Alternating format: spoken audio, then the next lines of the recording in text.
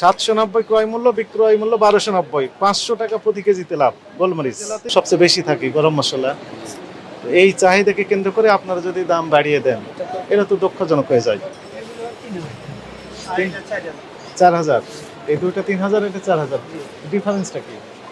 এটা 3000 কিনেছেন কত? 790, বিক্রি করতেছেন 1290, তাহলে 800, 900, 1000, 1100, 1200, 500 টাকা কেজি প্রতিতে লাভ। এটা তো অস্বাভাবিক লাভ।